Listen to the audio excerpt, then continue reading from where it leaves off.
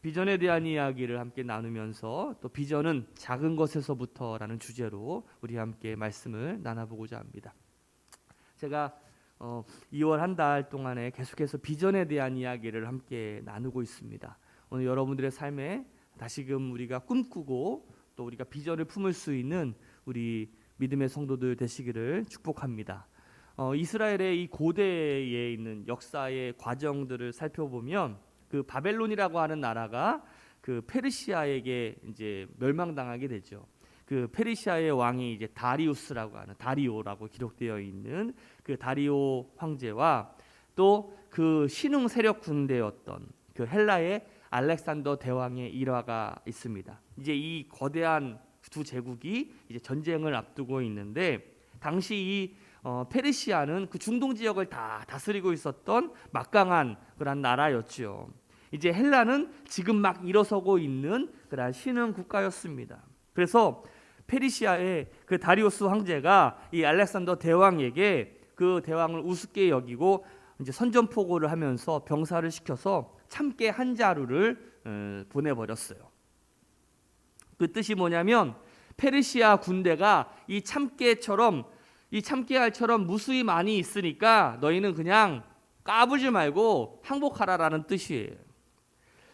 그것을 받아들은 이 알렉산더 대왕이 그 병사에게 작은 봉투에 겨자씨 하나를 넣어서 다시 되돌려 보냅니다. 그 뜻은 작다고 깔보지 말라라는 뜻이에요. 까불지 말라고. 나 작다고, 나 미약하다고 얕보지 말라라는 거예요. 이 겨자씨는 씨 중에 가장 작은 씨지만 나중에 나무보다 더 커져서 이 매콤한 겨자씨를 먹기 위해서 수많은 새들이 그 나뭇가지에 깃들이는 것처럼 곧 우리나라에 이 수많은 새들이 모여드는 것처럼 많은 백성들이 우리나라에 모여들게 될 것이다 라는 뜻이죠. 이 겨자씨라는 것은요, 유대인들에게 있어서 어떻게 보면 가장 작은 것을 말할 때 사용하는 그냥 관용구라고 할 수가 있습니다. 우리나라에서도 이런 말 많이 들어보셨죠? 옆에 사람한테 한번 얘기해 볼까요? 밴댕이 소갈딱지야. 시작. 우리나라에서도 이 작은 것을 표현할 때 이 밴댕이 소갈딱지, 제가 보니까 이 밴댕이의 내장이 다른 것보다 유독 적다고 하더라고요. 근데 또 어떤 사람들은 밴댕이 젓갈이 제일 맛있다고 뭐 이야기도 하는데, 아무튼 저는 젓갈을 좋아하지 않아가지고 잘 모르겠지만, 아무튼 이 유대인들이 가장 작은 것들을 비유하면서 말할 때 이 겨자씨 같다라고 표현을 합니다. 그런데 가만히 보면 우리 민족은 이 작은 것에 대해서 소홀히 여기거나 이 작은 것에 대한 컴플렉스가 상당히 많이 있는 것 같아요. 우리나라는 작은데 뭐든지 다 큰 거를 붙여서 큰 대자를 붙여요. 그래서 도로명을 쓸 때도 그냥 강남대로, 그냥 양재도로 하면 되는데 양재대로, 올림픽대로, 도산대로, 그냥 다 대로야. 막상 가보면 작아요. 또 어떤 다리 이름도 그렇죠. 한강에 있는 다리는 다 대교예요. 천호대교, 잠실대교, 행주 대교, 반포 대교, 김포 대교, 다 대교야. 심지어 술 이름도 대포, 그렇죠? 대포, 왕대포. 보면 뭐 술집 이름 중에 뭐 왕대포집 이런 거 굉장히 많이 있던데, 그냥 마루도 좀 조그만한데 뭐라고 불러요? 대청마루, 그렇죠? 심지어 교회에서도 그래요. 신방이면 신방인데 대신방, 그렇죠? 우리는 참 이 대자라는 것을 참 선호할 때가 많이 있는데, 그러니까 우리는 사실 우리의 모습이나 또 우리의 나라의 처지나 우리의 상황을 보면 현실을 우리가 좀 직시하고 이 대자에서 좀 벗어날 필요가 있어요. 아니, 오히려 우리가 꿈을 크게 갖되 어떻게 보면 작은 것을 중요하게 여길 수 있는 겸손한 마음으로 우리가 시작을 해야 되는데, 사실 앞으로 우리 미래의 시대에는 큰 것보다 작은 것에 집중하는 시대입니다. 여러분들 나노 기술이라는 거 들어보셨습니까? 나노 기술? 나노 기술이란 100억 분의 1, 바로 이런 작은 것들을 만들 수 있는 나라가 어떻게 보면 앞으로 성장하고 또 그 기술력에서 앞설 수 있는 나라가 되는 거예요. 오늘 예수님께서 마태복음 25장에 보면 달란트 비유를 말씀하시면서 그 주인에게 이 달란트를 받아서 나머지 어떤 이익을 남겼던 종들에게 이 주인이 이렇게 이야기합니다. 잘하였도다 충성된 종아, 내가 작은 일에 충성하였음에 내게 많은 것으로 내게 맡길 것이다 라고 이야기하고 있어요. 작은 것에 충성할 때 하나님께서는 우리에게 큰 것으로 맡기신다는 것이에요. 바로 작은 것을 소중히 여기는 마음이 큰 것을 이룰 수 있다라는 것이죠. 이 겨자씨라는 것, 비록 작은 것이지만 그 씨 안에 담겨 있는 비전은요 어마어마한 겁니다. 우리는 이 씨 속에 담겨 있는 그 풍부함, 풍성함을 우리가 볼 줄 아는 능력이 있어야 돼요. 작은 것에 비밀이 있고요, 작은 것에 생명이 있는 거예요. 영국의 시인 가운데 윌리엄 블레이크는 바로 하나님의 눈을 가진 시인이 아니었나라는 생각이 드는데, 이 시 내용이 이래요. 한 알의 모래 속에서 세계를 보며 한 송이 들꽃에서 천국을 본다. 그대 손바닥 위에 무한을 쥐고 한순간 속에 영원을 보라. 오늘 하나님이 일하시는 방법은요, 작은 것에서부터 시작한다라는 거예요. 하나님은 이 작은 것을 소중하게 여길 줄 아는 분이세요. 오늘 기드온 6장에 보면 사사기 6장에 보면 기드온에 대한 이야기가 나오고 있습니다. 자기 자신을 가장 작고 미약하다고 여겼던 사람 중에 이 기드온이 바로 그 대표적인 사람이죠. 그런데 하나님은요, 그 기드온을 사용하셔서 어떻게 보면 하나님의 놀라운 역사를 이루어가는 장면이 이 사사기 6장 이하의 말씀에 나와 있습니다. 우리 한번 1절 말씀을 같이 한번 읽어볼까요? 시작.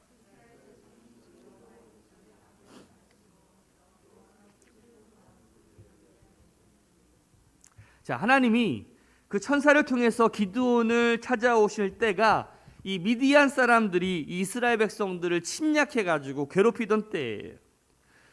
이 사사기를 보면 하나님께서 이스라엘 백성들을 축복해 주셨는데, 그 이스라엘 백성들이 그 축복을 감사함으로 여기지 않게 하고 하나님을 무시하고 자신들이 교만해서 하나님의 말씀대로 살지 않고 지멋대로 살아갑니다.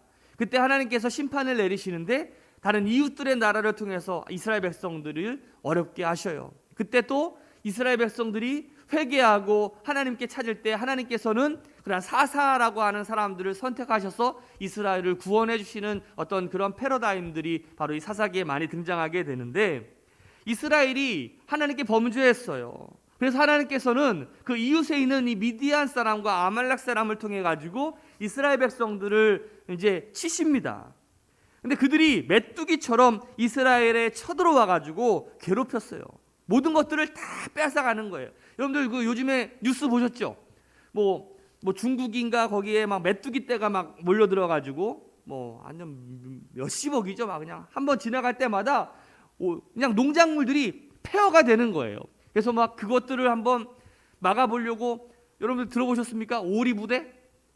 오리부대를 동원해 가지고 막 하기도 하지만 소용이 없어. 워낙 메뚜기 떼에 거기가 너무나 강성해 가지고 우리나라에서는 그 메뚜기 떼를 잘 보기는 어렵지만 다른 아프리카나 저쪽에 중국이나 이런 쪽에서는요, 그 메뚜기 떼 피해가 중동에서는 얼마나 심한지 몰라요. 근데 그 이스라엘을 쳐들어온 미디안의 모습이 마치 메뚜기 떼처럼 그냥 지나가면 그냥 황폐해진다라는 거예요. 다 쓸어간다라는 거죠.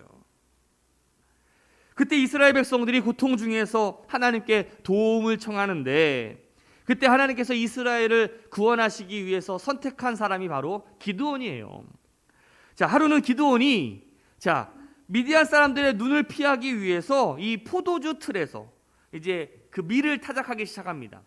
그러니까 이제 지하에다가 이제 저렇게 포도주 틀을 만들어 놓고 이렇게 하니까 이제 숨어서 이제 감시망을 좀 이제 피해서 이제 밀을 타작하는 그 기드온의 모습을 우리가 보게 되는데, 그때 하나님의 천사, 하나님의 사자가 나타나서 이 기드온을 향해서 뭐라고 표현하냐면 큰 용사여라고 표현하고 있어요. 우리 11절과 12절 말씀 같이 읽어봅시다. 시작. 여호와의 사자가 상수리 나무 아래에 앉으니라. 마침 요아스의 아들 기드온이 미디안 사람에게 알리지 아니하려 하여 밀을 포도주 틀에서 타작하더니 여호와의 사자가 기드온에게 나타나여 이르되 큰 용사여 여호와께서 너와 함께 계시도다 하매. 자, 기드온이 이 여호와의 사자 천사의 말을 듣고서 이렇게 반문합니다. 하나님이 함께 하신다면 어떻게 우리 가운데 이런 일이 일어날 수 있습니까? 왜 우리가 그토록 이 미디안 사람들한테 이렇게 피해를 받고 핍박과 또 죽음과 이러한 어려움을 당해야 됩니까? 그런 질문과 함께 하나님이 우리를 버리신 것이 아닙니까? 이렇게 반문하고 있어요. 우리 13절 말씀 볼까요? 시작. 기드온이 그에게 대답하여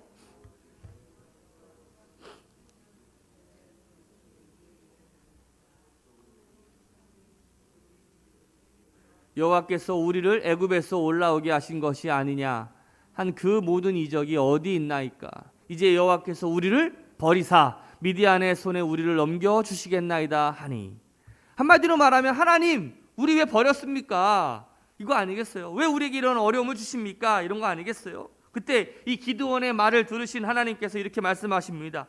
여호와께서 그를 향하여 이르시되 너는 가서 이 너의 힘으로 이스라엘을 미디안의 손에서 구원하라. 내가 너를 보낸 것이 아니냐 말씀하시는데, 사실 오늘 우리들의 모습도 마찬가지인 것 같아요. 오늘 우리가 이 코로나 시대를 맞이하면서 원망과 불평 속에서 삶을 살아가고 있지 않습니까? 아니 하나님께서 우리와 함께 하신다라고 했는데 왜 우리를 이렇게 힘들게 하십니까? 왜 우리를 이렇게 어렵게 하십니까? 우리가 불평과 원망 속에서 우리가 하나님을 어떻게 보면 원망할지도 모르겠어요. 그런데 가만히 보면 사사시대에 이스라엘이 당하는 그 어려움이 하나님 때문에 오는 어려움이에요? 그렇지 않았어요. 바로 인간의 욕심, 자신들의 욕망, 어떤 하나님께 불순종했던 그러한 이스라엘 백성들의 모습 때문에, 본인들의 모습 때문에 하나님의 심판과 어려움이 왔음에도 불구하고 오히려 그 원망을 하나님께 돌리는 것이 마치 오늘 우리들의 모습과 이 사사기 시대의 모습과 어떻게 보면 똑같다라고 할 수가 있겠죠. 오늘 기드온이 이렇게 이야기합니다. 15절 같이 말씀 읽어봅시다. 시작. 그러나 기드온이 그에게 대답하되 오 주여 내가 무엇으로 이스라엘을 구원하리까? 보소서 나의 집은 므낫세 중에 극히 약하고 나는 내 아버지 집에서 가장 작은 자니이다. 자, 하나님이 기드온에게 그와 함께 하시겠다라고 약속하십니다. 이 미디안 사람들이 그리고 아말렉 사람들과 또 그 동방 사람들과 함께 모여서 이 메뚜기처럼 그 나라에 쳐들어와 있어요. 여기서 우리는 이 기드온이 자기는 가장 약하고 작다라고 이야기하고 있어요. 바로 여기서 우리는 기드온의 시각의 차이와 하나님이 보시는 것에 큰 차이가 있음을 우리는 보게 됩니다. 기드온은 자신을 가장 작은 자, 미약한 자라고 여겼지만 하나님은 기드온을 큰 용사라고 보셨다라는 거예요. 우리 스스로는 내가 작고 연약하고 미약하고 좀 모자란다라고 생각할 수 있지만 하나님이 보시기에 우리는 큰 용사 같은 사람이라는 것이죠. 성경을 보면 하나님은요 작은 것을 통해서 역사하시는 것을 보게 됩니다. 작은 것, 여러분 생각해 보세요. 여러분들 그 블레셋의 어마어마한 거인 장수의 이름이 누굽니까? 골리앗이에요. 그 골리앗을 누가 무찔렀습니까? 병일이. 다윗이죠. 다윗이 어떻게 무찔렀습니까? 쓰러져! 아니면 큰 칼을 가지고서 했습니까? 아니에요. 다윗이 항상 쓰던 뭐예요? 물맷돌이에요. 조그만한 돌멩이 하나가 그 거대한 거인이었던 골리앗을 쓰러뜨린 거예요. 그런데 오병이어의 기적 아세요? 오병이어의 기적이 어떻게 일어나게 되었습니까? 그 원인이 뭐였어요? 그 작은 소년이 자기의 도시락 물고기 2마리 뭐 보리떡인지 그냥 떡인지는 모르겠지만 그 떡 5개를 가지고 왔을 때 무려 5천 명이 넘고도 12강주리가 남았다라고 이야기하고 있어요.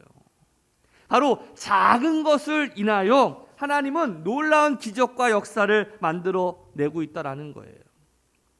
혹시 여러분들 그 나비 효과라는 말 들어보신 적 있으십니까? 나비 효과? 1961년에 그 미국의 기상학자 가운데 에드워드 로렌츠라고 하는 사람이 있어요. 이 사람이 이제 기상 관측을 이제 연구하는 중에 놀라운 사실 하나를 발견하게 되는데, 그 발견한 내용은 뭐냐면 기상 초기에 그 미세한 차이가 후에 엄청난 결과를 가져오게 된다는 거예요. 그래서 그 연구를 계속해서 하다가 1972년에 그 워싱턴에서 개최한 미국 과학발전학회에서 이런 주제를 가지고 그 연구를 발표하게 됩니다. 그러니까 예측 불가성이에요. 브라질에 서식하는 나비의 날개 짓으로 텍사스 주위에 회오리 바람이 발생할 수 있는가라는 그 연구를 발표하게 됩니다. 그 내용의 핵심이 뭐냐면 그 브라질에 있는 그 열대우림의 그 아마존 강 있잖아요. 거기에 있는 이 나비가 날개짓을 하면 그로부터 2주 후에 그 미국에 있는 텍사스 주에 회오리 바람이 일어나게 된다는 거죠. 이런 말도 안 되는 일을, 이런 말도 안 되는 연구를 하다니 이 사람 참 바보 같은 사람 아니겠습니까? 그런데 실제로 그러한 일이 일어난다라는 거예요. 나비의 반복적인 날개 운동은 주변 공기의 움직임에 미세한 변화를 가져오는데 이것이 작고 약한 기류를 형성하게 되는데요. 그 기류가 대기에 영향을 주게 되고 대기의 변화에 따라서 연속적으로 바뀌게 된다는 거예요. 결국 이러한 반응들이 지구의 기상현상에 큰 영향을 또 변화를 가져오고 최후에는 보다 세력이 확장된 회오리 바람을 만들게 된다는 것이죠. 오늘 우리의 이 나비 같은 몸짓이 회오리 바람을 일으키기도 하고 태풍을 만들기도 한다는 사실이에요.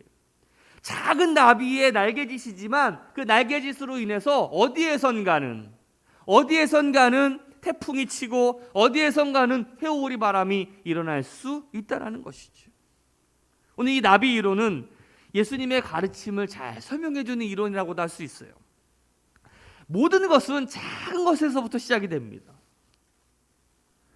작은 것이요, 중요한 건 뭐냐면 반복하게 될 때 거기에 능력이 나타나게 되는 거예요. 이게 참 비결이거든요. 작은 것 속에 놀라운 미래가 담겨 있는데 그냥 작다고 그냥 멈춰 있으면 안 되고 그것이 계속해서 끊임없는 어떤 반복과 끊임없는 성실과 끊임없는 노력들이 있을 때 그곳에서 어마어마한 영향들이 나타나게 된다는 거예요. 나아만 장군이요, 그 요단강에 몇 번 씻으러 들어갑니까? 7번 씻으러 들어갑니다. 그때 이 나병에서 병고침을 받게 되죠. 작은 것이 7번 반복되는 동안에 하나님의 능력이 그에게 임하게 되는 거예요. 누가복음 8장에 보면 12년 동안에 혈류증을 앓고 있던 그 한 여인이 고침을 받는 이야기가 있습니다. 12년 동안 그녀의 몸에서 피가 흘러나요. 이 병을 치료하기 위해서 온갖 모든 시도를 다했고 전 재산을 사용하고 수많은 의사를 만났지만 소용없었어요. 이 누가복음 8장 43절에 이렇게 표현하고 있어요. 이에 12해를 혈루증으로 앓는 중에 아무에게도 고침을 받지 못하던 여자가, 이렇게 표현합니다.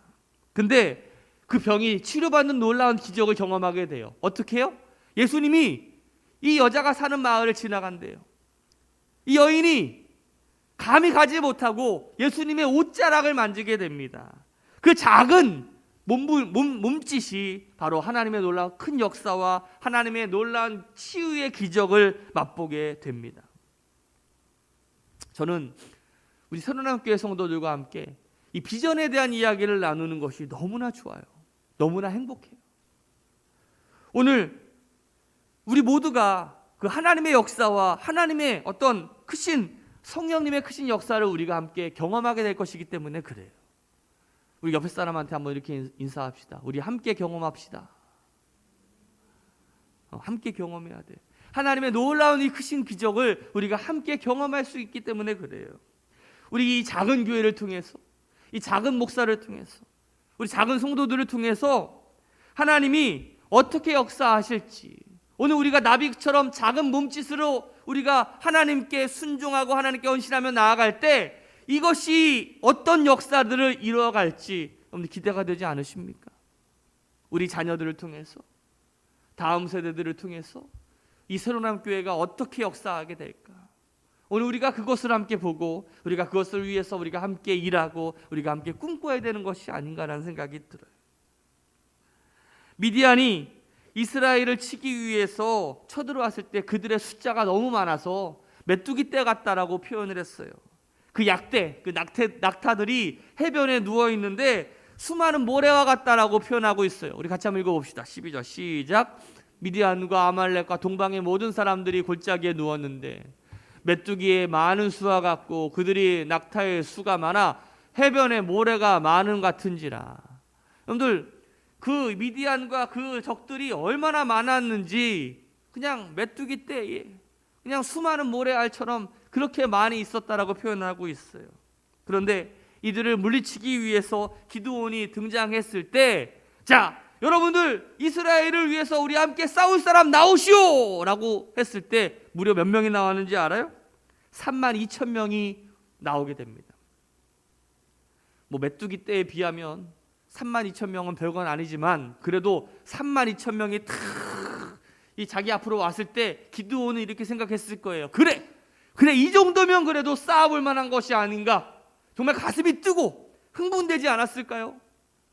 그런데 하나님께서 300명만 빼고 다 나머지를 어떻게 하셨어요? 돌려보내셨어요. 가만히 제가 보니까 싸움은요, 아무리 숫자도 중요하겠지만 숫자가 많다고 이기는 것은 아니더라고요. 제가 이제 군대에 나와봤잖아요. 군대. 우리나라에서 제가 그 25사단이었는데 시뮬레이션 전쟁을 하면 우리 부대는요 5분 내에 다 전멸이에요. 전멸. 저희 목표가 10분을 버티는 거예요. 10분. 근데 5분 내에 초토화돼. 왜 10분을 버텨야 되냐면 해병대가 뒤에서 준비하고 올라갈 수 있도록 특전사들이 올라갈 수 있는 준비를 하면서 버텨내야 되는데 가만히 봐도 옆을 봐도 앞을 보고 어디 사방에 봐도 내 전우들을 보면 얘네들과 같이 전쟁을 할 수가 없어요. 그냥 싸우면 백전백패야. 아니 뭐 당나라 부대 뭐 5,000명을 데리고 와봐요. 그것이 소용이 있나? 오히려 해병대 한 부대 소수 정예가 훨씬 더 잘 싸우지. 가만히 보면 32,000명 다 필요 없어요. 정말 하나님께서 사용하시고 정말 하나님께서 쓰실 그 사람들의 300명 진짜 하나님께서는 그 진짜를 구별하고 계시는 것이 아닌가. 7장 2절 말씀을 한번 읽어봅시다. 시작. 여호와께서 기드온에게 이르시되 너를 따르는 백성이 너무 많은즉 내가 그들의 손에 미디안 사람을 넘겨주지 아니하리니 이는 이스라엘이 나를 거슬러 스스로 자랑하기를 내 손이 나를 구원하였다 할까 함이니라. 바로 이 교만을 방지하기 위해서 나머지 사람들을 돌려보낸 거죠. 하나님은 진짜를 구별하시고 또 우리 인간들의 교만, 그러니까 사람들이 꼭 이거 아니에요. 내가 했어. 이거는 내가 한 거야. 하나님의 역사를 어떻게 보면 사람의 어떤 영의로 하나님의 그런 능력을 자신의 어떤 능력으로 우리가 교만하게 될까 봐 하나님은 그 300명 빼고 나머지를 돌려 보내십니다. 우리 7절 보면 여호와께서 기드온에게 이르시되 내가 이 물을 핥아먹는 300명으로 너희를 구원하여 미디안을 내 손에 넘겨주리니 남은 백성은 각각 자기의 처소로 돌아갈 것이니라 하시니. 가만히 보면 하나님은 왜 작은 자를 사용하실까? 하나님은 왜 지극히 미약한 자를 사용하실까? 그 이유는 우리가 약할 때 하나님의 큰 능력이 나타나기 때문에 그래요. 하나님은 약한 자를 선택하시고 미련한 자를 선택하십니다. 왜? 그래야 인간의 어떤 교만이 나타나지 않기 때문에 그래요. 내가 했다라고 자꾸 자부할까 봐. 우리의 힘이 미약해도 하나님이 함께 하실 때 우리의 약했던 힘이 거대한 힘으로 변화되게 될 줄로 믿습니다. 오늘 사사기 7장을 보면 기드온을 보리떡에 비유합니다.